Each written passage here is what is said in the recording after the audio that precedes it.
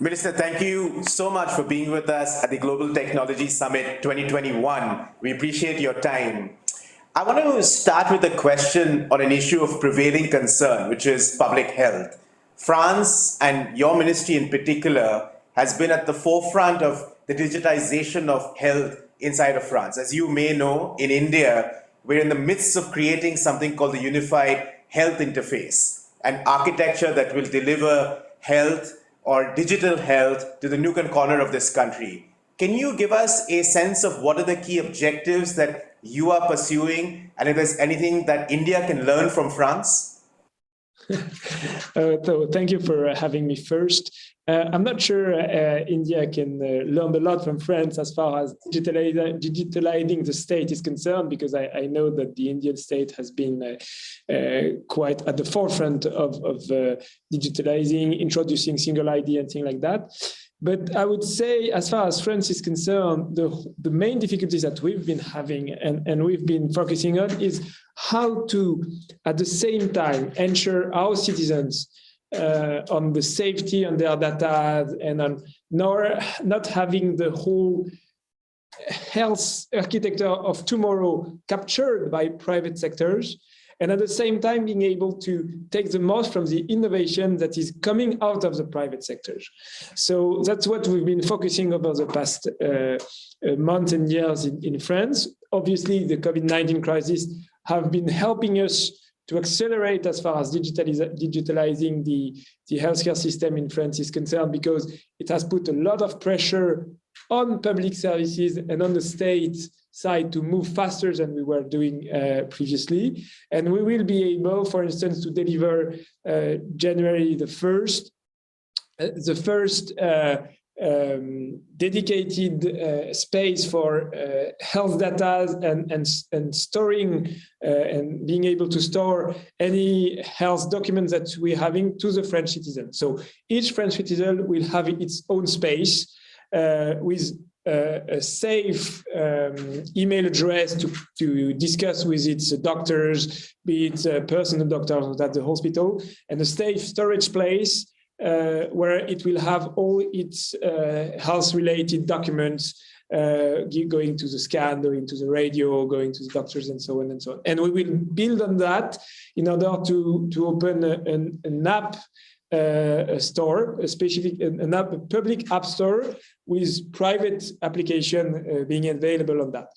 And what we had to do, which is, I think, the most difficult, is to be able to have a clear view on what is the responsibility of the state and of the public power, and what is the responsibility of private initiative. And we were able to design an infrastructure picture where the state is doing what we call the roads and the rules on which you can build buildings, but the buildings are done by the private sector.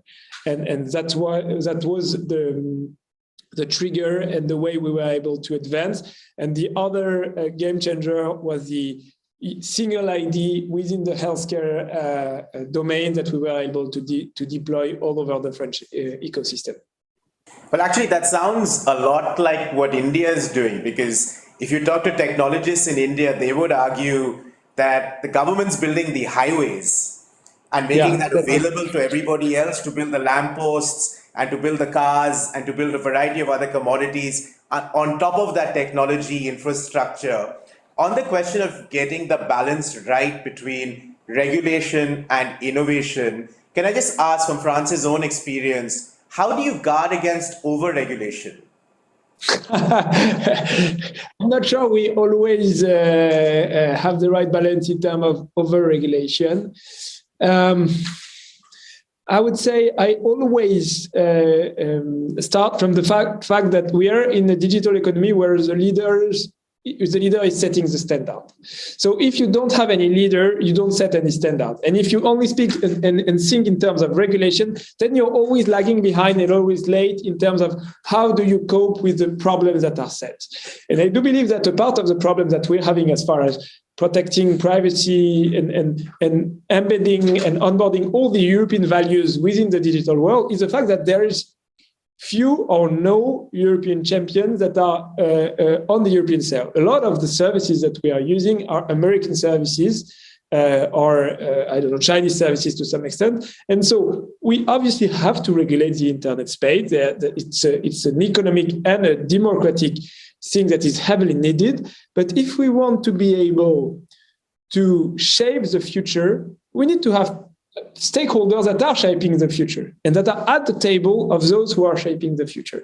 So that's the philosophy we try to stick to. It's not always easy because there is a huge call for regulation, and the historical trend of the state is to regulate as much as it can. And so it has to some extent a trend to over-regulate. But we have to be able that if we want to be able to shape the future and to answer the incoming question and not the question of yesterday, we need to have companies, innovators that are leaders, because leaders are setting standards. I want to ask one question on the same theme of public health and the pandemic. Soon after the pandemic broke, a number of countries scrambled, worked with technologists to create something which would ordinarily be quite simple, like an app, for instance, say contact tracing apps. You have one in France. India created something called Arogya Setu that's run by the government. To be pandemic prepared for the future, what will it take for different jurisdictions to get beyond sovereign concerns and be willing to share in the open architecture to benefit the universe, especially on dealing with something like as global and as permissible as a pandemic? To answer to your question, I would say that the contact tracing issue was a very interesting example of the problems and the challenges we are facing. It was very interesting and an opportunity because it showed how technology, to some extent, could help answer some of the crises. We have to prevent ourselves from thinking this is the unique answer and that will answer all the problems. And actually, the contact tracing issue showed both the opportunity. It has been useful. It's today useful in France, but it's not enough, and it answers to some use cases and not all the use cases. At some point, we saw that some person thought it could be magical, but it's not magical. But it's a way to answer, and digital was something that eased a lot the process and the speediness of the answer to the crisis. It's true for contact tracing app. It's true for booking a slot in order to get vaccinated in France. It's true for detecting some patterns within the way the epidemic is spreading with artificial intelligence, and so on and so on. So it was a big help, but we have to keep in mind that it's not magical. This is the first issue. Second thing in which it was very interesting, it was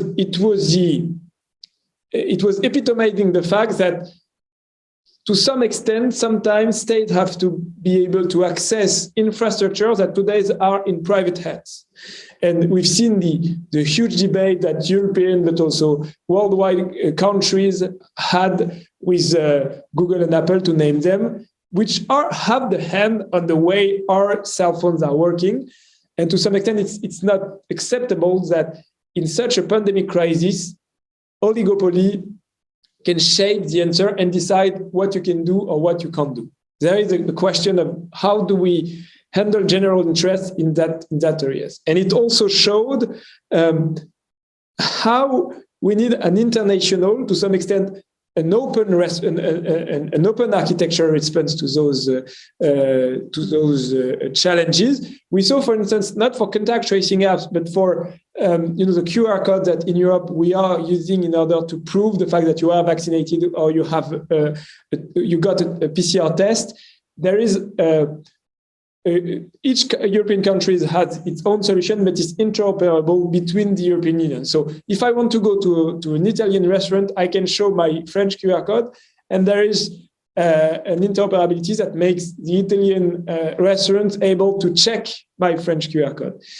Obviously, the best answer would be a global answer, but it's, I think, raising the different issues, use cases for digital and how digital can be a part of the answer, discussion on how the digital world has been structured with too much oligopoly, and we will take European regulation in the months to come, and also the ability to have open an interoperable solution, and to some extent, if we want to get interoperable, open architecture are the easiest way to diffuse and to be able to spread the interoperability. And those are the different questions and challenges that were raised, and that will be huge challenges for the years to come. When we talk about health or contact tracing, of course, the key concern that all of us has is the usage of data. So I just want to switch to a question on privacy. As you may know, India is a joint parliamentary committee in India is currently considering a privacy bill. That bill will possibly be tabled very soon. In 2019, France and India agreed to certain statements that talked about the complementarity of privacy frameworks, the free flow of data. I was just wondering, do you have any concerns about the debate around privacy in India, especially with regards to the localization of data? Well, I think many things. I think more privacy is needed for many reasons. The first reason is what we've seen over the past years as far as the use of personal data and the problematic use of personal data is concerned, and we need more rules. Second rule is that we have to give all people more trust into what's happened on digital world.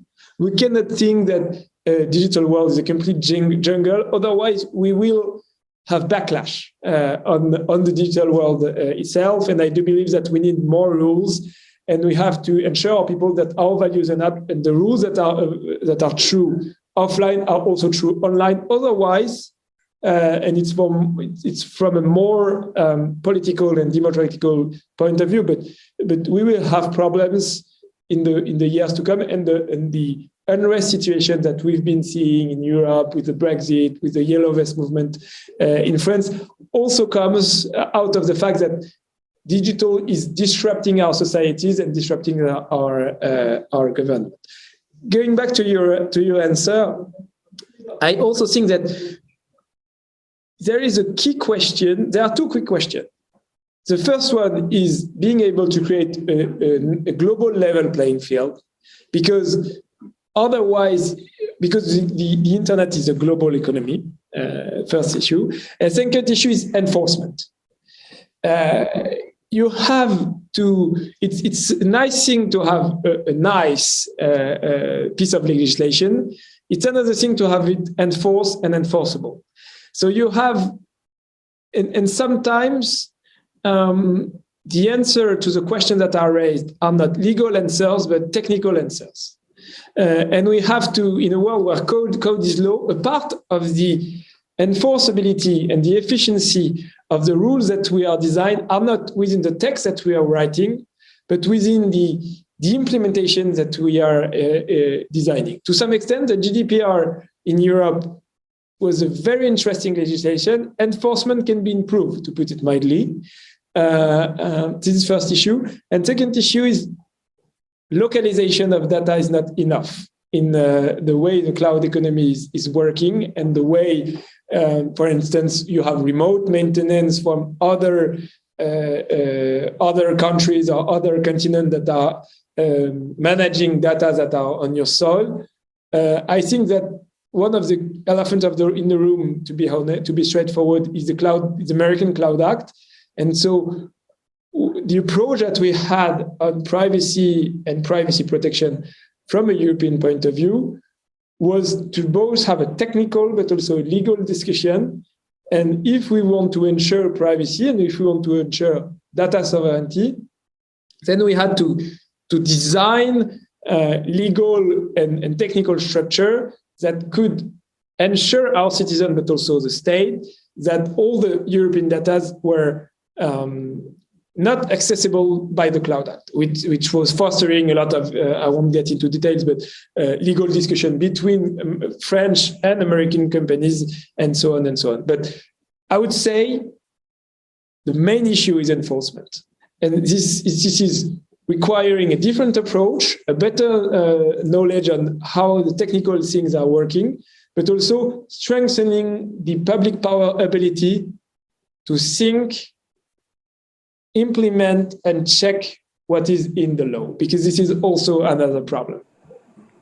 No, that's a point well taken. I mean, the question around state capacity and enforcement is critical. The bill in India, as you may know, moots the point around a data protection authority, and there's a lot of argument about how much can the DPA actually do. Where some of us are expecting a big battle with the EU when it comes to the Indian privacy bill and GDPR. I hope the battle doesn't happen, and maybe it'll be countries like France that can provide the middle ground there between the Commission on the one side and India on the other. I want to switch to a question on cryptocurrencies. There's a legislation in India. There's a very big argument among different quarters that crypto should be banned. Others argue that crypto should be treated like a commodity.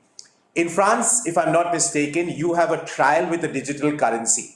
In fact, you have bond transactions that are backed by digital assets. Can you give us a sense of what your experience through this trial has been and what the future of crypto regulation in France looks like?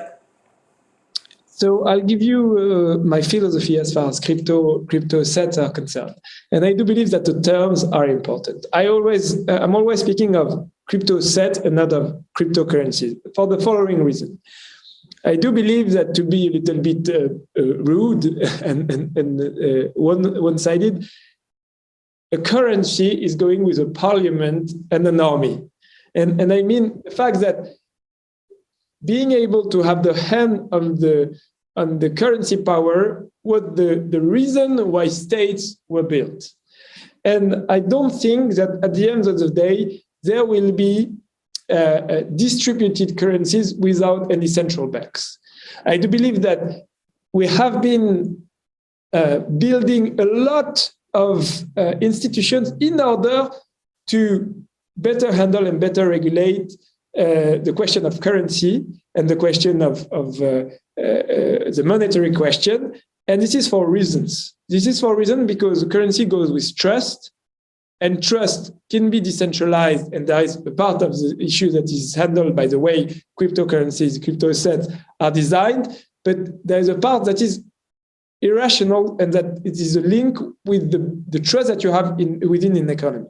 So I think the end of the story is that we are in France and we are in favor of innovation in any fields, including the financial sectors. So I do believe that to some extent, crypto assets are answering to a lot of inefficiencies that are within the financial sectors. But we need to regulate them. And this is also headed from a crypto asset point of view, because this is the story of innovation. At the beginning, innovation is growing within a loophole because it has to disrupt the existing economy. So that's the story of the Bitcoin and crypto assets. But if you want to scale and to massify, if you want my mother, the person in the street in France to use crypto assets, then you have to regulate them.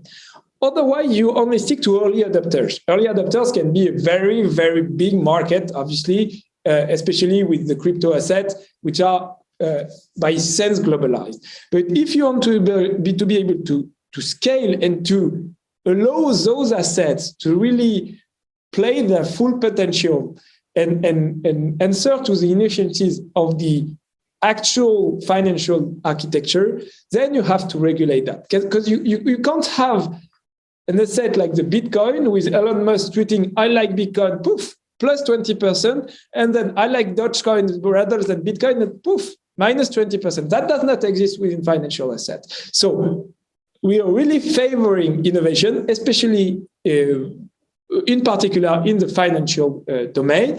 But we think that both from a sovereign point of view, but moreover from an ability to the innovation to spread, we need to regulate that. So that's why we were the first country to introduce rules in terms of taxation, rules in terms of accountability, and now we want to take that to the European level because we want to create a level playing field. We need more innovation. We need more innovation in finance. There are a lot of opportunities with cryptos, which are, by the way, bigger than within the financial sector. We see what happened with the non-fungible tokens, for instance. But we need regulation if we want trust and spread. So just on the question of trust, Minister, if I can just ask a follow-up question. Different countries are regulating digital currencies, so not crypto necessarily, but say CBDCs. for different reasons. There's an argument out there that a digital yuan has been launched to dislodge the dollar down the line. A smaller Himalayan kingdom like Bhutan, for instance, the argument goes, is mining cryptocurrencies in order to increase foreign reserves in dollars, right? This seems to be an area that could become quite fragmented down the line. How much negotiation and discussion or multilateralism ought there be to consider CBDCs between like-minded nations? Well, I have to answer at different levels. First level is that at the same time that we have to regulate cryptos and especially stable coins, what we saw with the Tether and the inquiries that the Security Exchange Commission made on Tether architecture is heavily needed. We cannot have a digital twin of the real economy that is not regulated. And by the way, at the end of the day, it will be regulated. It's only a question of time. I don't believe in the complete decentralized, no-rule economies that could completely sweep over the whole legacy economy. There are inefficiencies. That's completely true. But so we have to regulate at the same time. Accelerating on central bank digital currency that you were mentioning is heavily needed, because this is also, by the way, a foster to develop CBDCs. But it should go along with regulation of coins and stable coins. And by the way, with a more liquid in the global economy that will be allowed by central bank digital currencies, I think that a lot more multilateralism will be needed, and that could and that should be driven by efficiency.